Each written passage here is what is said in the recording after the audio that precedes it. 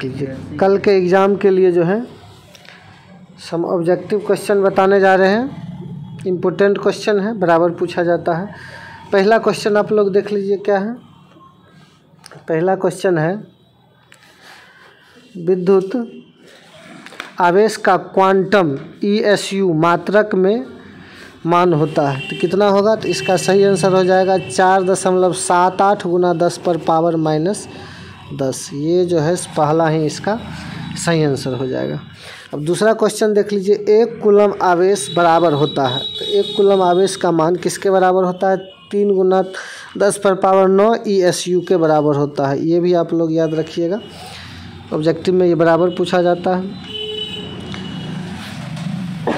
Next question अगला देख लीजिए क्या है। नेक्स्ट क्वेश्चन कूलम बल है, केंद्रीय बल, विद्युत बल, C में दोनों, D में कोई नहीं। तो इसमें हो जाएगा इसका आंसर सही में C दोनों हो जाएगा। फिर नेक्स्ट क्वेश्चन आप लोग देख लीजिए ये क्या है। नेक्स्ट क्वेश्चन है आवेश A एवं B एक दूसरे को आकर्षित करते हैं। आवेश B एवं C एक दूसरे को आकर्षित करते हैं तब A एवं C पर क्या होगा सो देख लीजिए। आकृष्ट होंगे, प्रतिकर्षित होंगे, एक दूसरे को प्रभावित नहीं करेंगे और अधिक सूचनाएं। इसमें प्रतिकर्षण ही होना चाहिए और प्रतिकर्षण होगा क्योंकि समान प्रकृति हो जाता है। 5 नंबर क्वेश्चन देख लीजिए। इलेक्ट्रॉन का विशिष्ट आवेश होता है तो इलेक्ट्रॉन का 1.8 गुना 10⁻11 कूलम प्रति kg। यही आंसर सही है। अब नेक्स्ट छठा ऑब्जेक्टिव देख लीजिए आप क्या दिया हुआ है। एक ही पदार्थ के 2 धातु के गोले A तथा B दिए हैं। A पर +Q आवेश तथा B पर -Q आवेश है दिया हुआ। देख लीजिए तो A पर है +Q आवेश तो A का द्रव्यमान बढ़ जाएगा, प्लस है तो घटना चाहिए। B का द्रव्यमान बढ़ेगा तो B का द्रव्यमान बढ़ेगा, एकदम ये सही है। B का द्रव्यमान बढ़ेगा क्योंकि माइनस है तो इलेक्ट्रॉन ग्रहण कर रहा है, द्रव्यमान बढ़ेगा। नेक्स्ट अगला क्वेश्चन देख लीजिए क्या कहता है। एक पिंड पर आवेश लिखा जाता है Q बराबर NE, जहाँ E का मान देल है, जहाँ N के मान है तो इसमें जो है सो हो जाएगा यही 0 ±1 ±2। सही विकल्प होगा B नंबर क्वेश्चन। नेक्स्ट अगला क्वेश्चन देख लीजिए। स्थिर विद्युत क्षेत्र होता है तो स्थिर विद्युत क्षेत्र जो है संरक्षी होगा, इसका तो यही नंबर आंसर हो जाएगा। फिर नेक्स्ट क्वेश्चन देख लीजिए 9 नंबर क्वेश्चन आपका। किसी वस्तु पर आवेश का कारण है। आवेश का कारण क्या हो सकता है तो इलेक्ट्रॉन का स्थानांतरण ही होगा आवेश का कारण। इसके बाद मुक्त आकाश का परावैद्युतांक होता है तो कितना नंबर 8.85 गुना 10⁻⁻12 और ये फर्मी प्रति मीटर। ये जो है याद रखिएगा ये C नंबर। अब 11 नंबर देख लीजिए क्या है ऑब्जेक्टिव। किसी अनावेशित वस्तु पर 1 कूलम आवेश होने के लिए उसमें से निकाले गए इलेक्ट्रॉन की संख्या होगी। 1 कूलम आवेश के लिए इलेक्ट्रॉन 6.25 गुना 10⁻18 होता है। A नंबर ही ऑप्शन सही है। अब 11 के बाद देख लीजिए ऑब्जेक्टिव नंबर 12। ऑब्जेक्टिव नंबर 12 क्या कहता है। किसी वस्तु पर आवेश की न्यूनतम मात्रा कम नहीं हो सकती है तो इलेक्ट्रॉन के गुणज में है तो ये D नंबर जो है सो इलेक्ट्रॉन के गुणज में नहीं है। नेक्स्ट अगला क्वेश्चन देख लीजिए 13 नंबर क्वेश्चन क्या कह रही है। किसी चालक का विशिष्ट प्रतिरोध बढ़ता है तापमान बढ़ने से, एकदम यही ऑप्शन सही होगा। 14 नंबर देख लीजिए।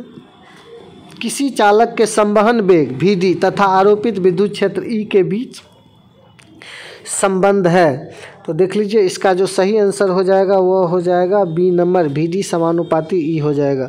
अब इस चित्र को देख लीजिए। इसमें प्रत्येक में जो है देल है चित्र में 1 ओम प्रतिरोध देल है प्रत्येक जगह पर और इसका वोल्ट है कितना 20 वोल्ट है। तो इसमें धारा का मान हमको निकालना है। हल करने के बाद इसको 5 एम्पियर आ जाएगा, धारा 5 एम्पियर। ये याद रखिएगा आप लोग। इस टाइप का क्वेश्चन पूछेगा, नहीं तो ये तो न्यूमेरिकल टाइप है लेकिन कई बार बिहार बोर्ड में रिपीट कर देता है। 16 नंबर ऑब्जेक्टिव देख लीजिए। ऋणावेश का प्रवाह होता है निम्न विभव से उच्च विभव, एकदम A नंबर ही सही ऑप्शन है। फिर देख लीजिए ये भी इस टाइप का भी, ये भी जो है बराबर रिपीट कर देता है सेम मान देकर बिहार बोर्ड में। इसका जो है आंसर हो जाएगा 0.7 ओम। याद रखिएगा, एक 0.05 ओम प्रतिरोध वाले एमीटर को 1.5 वोल्ट विद्युत वाहक बल के सेल से जोड़ा जाता है। अगर 2 एम्पियर की धारा परिपथ में बहता है तो सेल का आंतरिक प्रतिरोध ये 0.7 ओम होगा। रिपीट कर देती है बिहार बोर्ड। अब देख लीजिए नेक्स्ट क्वेश्चन नंबर 18 में क्या है, जिसका देख लीजिए आर के किस मान के लिए धारा आई महत्तम होगी। तो महत्तम के लिए कितना, एक, इसको यदि हम सॉल्व करते हैं तो सॉल्व करने के बाद इसका आंसर आ जाएगा डी, कैपिटल आर बराबर स्मॉल आर बट्टे 4। अब देख लीजिए 19 नंबर क्वेश्चन में एक प्रतिरोधक का प्रतिरोध आर है, यह चर प्रतिरोध की श्रेणी में है। आरंभ में दोनों के प्रतिरोध तुल्य है, आरंभिक कुल प्रतिरोध होगा। तो ये 19 नंबर जो है सब इसका ऑप्शन देख लीजिए, R 2R R/2 और 0 चर प्रतिरोध दोनों है, 2 है, तो ये हो जाएगा बी नंबर 2R। अब नेक्स्ट अगला जो है क्वेश्चन देख लीजिए, निम्न में कौन सा संबंध धारा घनत्व कहा जाता है। धारा घनत्व जे बराबर I/A। I/A देख लीजिए आप लोग किस में दिया हुआ है, ए नंबर में ही है और किसी में नहीं है, यही ऑप्शन सही होगा। नेक्स्ट 21 नंबर क्वेश्चन देख लीजिए, 21 नंबर क्या है, किसी एक आदर्श परिनालिका को इसकी लंबाई के लंबवत तल से काट दिया जाए तो इसके अक्ष के छोर पर चुंबकीय प्रेरण का मान कितना होगा। तो ऑप्शन देख लीजिए, देल है μ0 Ni 2 μ0 Ni 1/2, यही ऑप्शन सही हो जाएगा सी नंबर। अब देख लीजिए नेक्स्ट कितने नंबर ऑब्जेक्टिव है, 22। जेड अक्ष की धनात्मक दिशा में B बराबर 300 गॉस का एक समान चुंबकीय क्षेत्र लगाया गया। एक आयताकार धारावाही लूप की विभिन्न स्थितियों में अस्थायी संतुलन की स्थिति है। तो देख लीजिए इसमें क्या स्थिति हो सकती है, इसका आंसर जो है तो ये XY तल में किस में भी है, XY तल में B और C। इसका सही आंसर आपको जो है C ही होगा, सही आंसर C हो जाएगा। इसके बाद देख लीजिए अगला नेक्स्ट क्वेश्चन, एक लूप का चुंबकीय आघूर्ण M आरोपित एक समान चुंबकीय क्षेत्र B से कुछ कोण थीटा पर दिष्ट है। लूप पर लगता बल आघूर्ण है। तो अब देख लीजिए इसमें लूप पर लगता बल आघूर्ण यही होना चाहिए फर्स्ट ही, क्रॉस प्रोडक्ट में M इन क्रॉस B। अब देख लीजिए नेक्स्ट अगला क्वेश्चन 24, जब किसी एमीटर को शंट किया जाता है तो परिपथ में कुल प्रतिरोध। तो अब कुल प्रतिरोध देख लीजिए क्या है, बढ़ती है, घटती है, स्थिर रहती है, इसमें घटती ही हो जाएगा। नेक्स्ट अगला, दो गतिशील आवेश के बीच लगता है केवल कूलम्ब बल, विद्युत और चुंबक दोनों बल, नाभिकीय बल इसमें से कोई नहीं। तब इसका जो देख लीजिए इसमें विद्युत और चुंबक दोनों बल लग सकता है। अब देख लीजिए इस टाइप का भी same to same question Bihar board repeat कर देती है। नंबरिकल, एक वृत्ताकार कुंडली में 100 फेरे हैं जिसमें प्रत्येक की त्रिज्या 8 सेंटीमीटर तथा प्रवाहित धारा 0.4 एम्पियर है। कुंडली के केंद्र पर चुंबकीय प्रेरण का परिणाम होगा। इसको जब हल किया जाएगा तो हल करने के बाद आंसर आ जाएगा ए नंबर 3.1 × 10⁻⁴।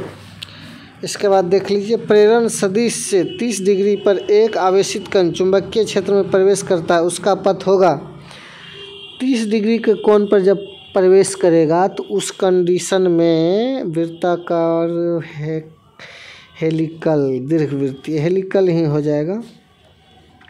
नेक्स्ट अगला देख लीजिए, इस टाइप का एक पीछे भी देखे होइएगा। 1 एम्पियर परास के 1 मीटर के प्रतिरोध 0.9 है। इसका परास 10 एम्पियर करने के लिए आवश्यक शंट है। तो इसका परास जो है 10 एम्पियर हम कर देंगे तो इस कंडीशन के लिए कितना 0.1 ओम आ जाएगा। इसका आंसर 0.1 ओम आ जाएगा हल करने के बाद। ये चित्र देख लीजिए, इसके आधार पर बाएं चित्र में धारा आई की कला फाई है, धारा आई की कला होगी। तो इस स्थिति में कौन सी कला हो सकती है, हाई टू डायरेक्शन सेम डायरेक्शन है तो वही रह जाएगा। अब देख लीजिए नेक्स्ट अगला, यदि प्रत्यावर्ती धारा एवं विद्युत वाहक बल के बीच कालांतर फाई है तो शक्ति गुणांक का मान होगा। तो ये तो प्रत्यावर्ती चैप्टर का है, और शक्ति गुणांक जो है आप लोग पढ़े भी हैं, तो इसका सही आंसर हो जाएगा, इसमें cos थीटा शामिल रहता ही है, तो डी नंबर। अब देख लीजिए 31 में इस चित्र में मान भी दिया हुआ है, और इसका आंसर आपको अब इस चित्र को यदि यहाँ पर हम सॉल्व करते हैं, 1 मिनट सॉल्व करके देख लेते हैं ये कहाँ तक इसका आंसर जाएगा। 1.7, हाँ 1.7 ही आएगा। लेंज का नियम संबंध रखता है, तो लेंज नियम जो है किस ऊर्जा संरक्षण से, अब देख लीजिए इसमें एक सुचालक छड़ को नियत वेग v से किसी चुंबकीय क्षेत्र b में घुमाया जाता है। छड़ के दोनों सिरों के बीच विभवांतर उत्पन्न होगा। ये कितना विभवांतर उत्पन्न हो जाएगा, v समांतर l, v समांतर b, l समांतर b, कोई नहीं, डी ही ऑप्शन सही होगा इसका। अन्योन प्रेरण का SI मात्रक होता है। तो अन्योन प्रेरण जो है इसका ऑप्शन में देख लीजिए क्या क्या दिल है, हेनरी, ओम, टेस्ला, कोई नहीं, टेस्ला तो नहीं होगा, ओम भी नहीं होगा, हेनरी ही होगा, हेनरी। अब नेक्स्ट देख लीजिए क्या है, क्वेश्चन नंबर 35। एक समान चुंबकीय क्षेत्र B में समरूप कोणीय वेग से घूमने वाली n फेरों तथा क्षेत्रफल A का कुंडली में प्रेरित विद्युत वाहक बल का समान मान होगा। अब देख लीजिए इसमें कौन कौन से ऑप्शन दिए हुए हैं, NAB omega, sine omega t plus alpha, और किसी में तो नहीं घूमता है, तो ए ही हो जाएगा, ऑप्शन हो ही जाएगा। चलिए इस टाइप का भी क्वेश्चन पूछा हुआ है बिहार बोर्ड। प्रत्यावर्ती विद्युत धारा का तात्कालिक मान का SI मात्रक में समीकरण I बराबर 10 sin 100 पाई t इसका शिखर मान होगा। अब देख लीजिए I बराबर I नॉट होता ही है, आप लोग को पता ही है, तो इस कंडीशन में I नॉट का वैल्यू कितना कंपेरिजन करेंगे तो 10 ही हो जाएगा। अब देख लीजिए किसी विद्युत चुंबकीय विकिरण की ऊर्जा 13.2 किलो इलेक्ट्रोवोल्ट है। यह विकिरण जिस क्षेत्र से संबंधित है वह है, तब देख लीजिए किस क्षेत्र से संबंधित है, दृश्य, एक्स किरण, परावैंगनी, अवरक्त, एक्स किरण ही होगा इसका आंसर। अब निम्न किसकी वेदन क्षमता सबसे अधिक होती है, ये भी आप लोग को पढ़ा होगा। आयनीकरण क्षमता पूछता है तो एक्स किरण, वेदन क्षमता पूछ रहा है तो कितना, गामा का ही होगा। 38 नंबर का हो जाएगा आपका डी। अब देख लीजिए 39 नंबर, विद्युत चुम्बकीय तरंगों की प्रकृति होती है, तो विद्युत चुम्बकीय तरंगों की प्रकृति ऑप्शन में देख लीजिए अनुदैर्घ्य पहले है, फिर अनुप्रस्थ ही आंसर होगा, इसलिए पहले अनुप्रस्थ ही बोला गया। अब देख लीजिए 40 नंबर क्वेश्चन, खाद्य पदार्थों में जल के अणु की घूर्णी आवृत्ति होती है। खाद्य पदार्थों में जल के अणु की घूर्णी आवृत्ति होती है। परावैंगनी क्षेत्र, अवरक्त क्षेत्र, माइक्रो तरंग क्षेत्र, यही हो जाएगा माइक्रो तरंग क्षेत्र। नेक्स्ट अगला देख लीजिए, खगोलीय दूरदर्शी में अंतिम प्रतिबिंब होता है। ये भी क्वेश्चन जो है बराबर पूछा जाता है। देख लीजिए वास्तविक एवं सीधा, वास्तविक एवं उल्टा, काल्पनिक एवं उल्टा, काल्पनिक एवं उल्टा ही बनता है। अब देख लीजिए ऑप्टिकल फाइबर किस सिद्धांत पर काम करती है, ये भी बिहार बोर्ड में कई बार रिपीट किया हुआ क्वेश्चन है, इसको भी देख लीजिए। प्रकीर्णन, अपवर्तन, वर्ण विक्षेपण, पूर्ण आंतरिक परावर्तन के ही सिद्धांत पर काम करती है। इसके बाद है जब माइक्रोस्कोप की नली की लंबाई बढ़ाई जाती है तब आवर्धन क्षमता में क्या होती है। माइक्रोस्कोप जो है उसके नली की लंबाई सूक्ष्मदर्शी में जब हम बढ़ा देते हैं तो बढ़ेगी कि घटेगी, तो बढ़ेगी ही, इसका सही ऑप्शन हो जाएगा ए, बढ़ेगी। अब नेक्स्ट क्वेश्चन देख लीजिए, इंद्रधनुष बनने का कारण है, किस कारण से इंद्रधनुष बनता है, तो विचलन, वर्ण विक्षेपण, दोनों, कोई नहीं तो दोनों ही हो जाएगा। नेक्स्ट अगला देखिए, सरल सूक्ष्मदर्शी से बना हुआ प्रतिबिंब होता है।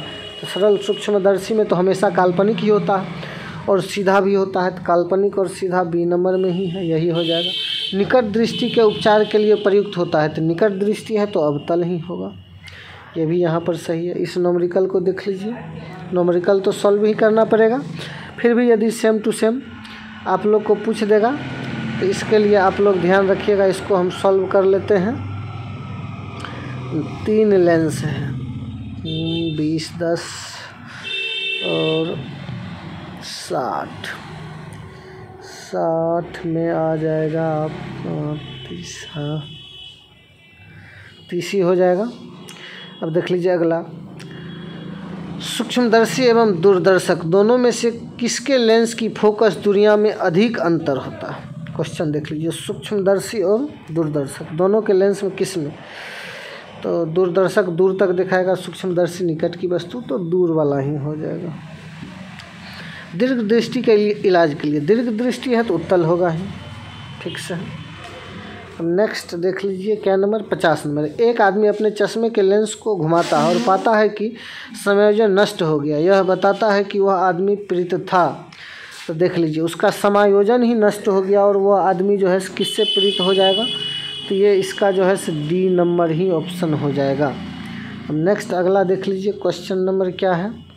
जब प्रकाश एक माध्यम से दूसरे माध्यम में प्रवेश करता है तो कौन सी राशि परिवर्तित नहीं होती है। प्रकाश एक माध्यम से दूसरे माध्यम में जाएगा तो उस कंडीशन ये पढ़ाए हुए हैं, तरंगदैर्घ्य, आवृत्ति, चाल, आयाम, तो ये अपवर्तन हो रही है, तो अपवर्तन में आवृत्ति में ही कोई परिवर्तन नहीं होगा, देख लीजिए।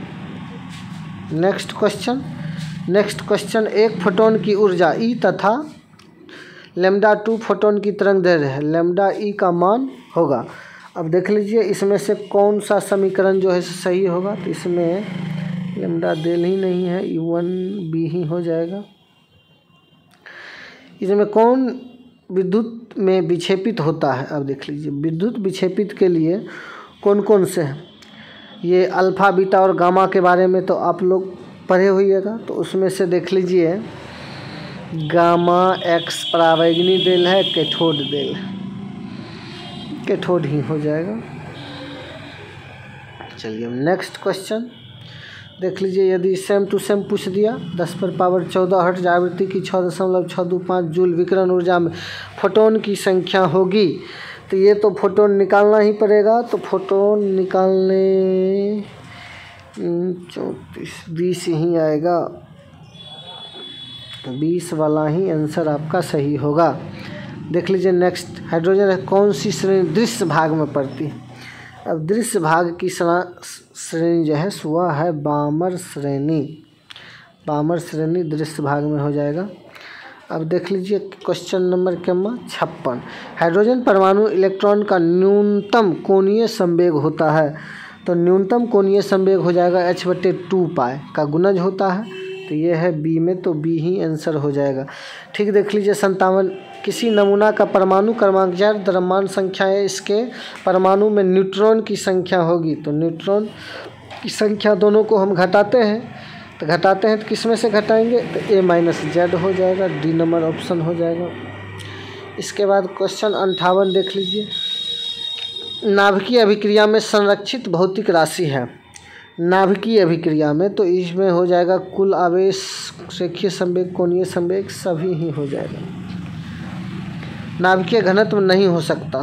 अब देख लीजिए, इसमें नाभिकीय घनत्व नहीं होगा, ये तो सही पहला तो नहीं होगा, सोना के लिए सब तो मान ही देल है, नहीं ये होगा, कोई भी नहीं होगा। अब देख लीजिए, इसमें से इस टाइप का भी क्वेश्चन बराबर पूछता है, तो इसमें न्यूट्रॉन की संख्या ऊपर में से नीचे घटा दीजिएगा, 230 - 90 140 आ जाएगा, ये याद रखिएगा ऑप्शन। और इस टाइप का यदि क्वेश्चन पूछेगा तो फिर चलिए अब देख लीजिए अगला क्वेश्चन, 61 नंबर क्वेश्चन, इसका हो जाएगा, पी प्रकार का अर्धचालक प्राप्त करने के लिए जर्मेनियम या सिलिकॉन में मिलाया गया अपद्रव्य होना चाहिए। अब देख लीजिए, पी प्रकार है, इसमें त्रिसंयोजी ही मिलाया जाता है, एन प्रकार रहता तो पंच संयोजी ले लेते हैं। अब देख लीजिए अगला क्वेश्चन है, आवर्त सारणी के तृतीय ग्रुप के तत्वों के अपद्रव्य द्वारा जर्मेनियम या सिलिकॉन को मंदित करने से वह हो जाएगा।